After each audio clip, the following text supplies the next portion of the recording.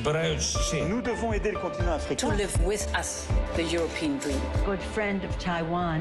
Europe 1, bonjour. La revue de presse internationale à 7h-5 sur Europe 1. Nous sommes d'abord en Turquie. Bonjour Jeanne Joulot. Bonjour. La Turquie, 1 an après le pire séisme de son histoire contemporaine, à l'image de la population, eh bien les journaux turcs, Jeanne, ne cachent pas leur amertume ce matin.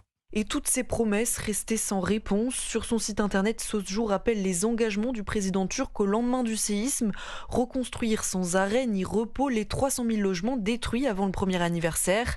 La date cochée sur le calendrier, seuls 3% des logements prévus ont été livrés dans la région du Hatay, note le journal en ligne Bianet. Il y a 2 jours, Recep Tayyip Erdogan s'est rendu dans la zone sinistrée pour commémorer, je cite, « avec pitié tous les martyrs », note le quotidien islamo-conservateur Yeni Shafak. Mais sur place, c'est bien la rancœur qui se fait sentir, alors qu'hier des milliers de personnes se sont réunies dans les différentes villes de la zone sinistrée pour exprimer colère et tristesse, souligne la BBC Türkçe.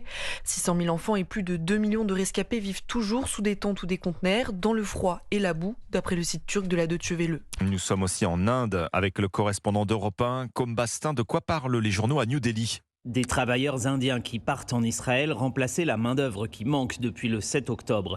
Time of India décrit les longues files d'attente de candidats dans plusieurs États indiens où des agences de recrutement israéliennes ont ouvert des comptoirs. Au total, Israël veut faire venir 65 000 travailleurs d'Asie. Selon The Economic Times, les gouvernements de Benjamin Netanyahou et Narendra Modi sont proches et le ministre des Affaires étrangères israélienne s'est réjoui ce mardi du succès de l'opération en Inde. Les syndicats, rapportent The Hindu, s'inquiètent de leur côté des conditions de travail sur place, mais aussi du fait que les musulmans n'ont plus ou moins ouvertement pas le droit de candidater.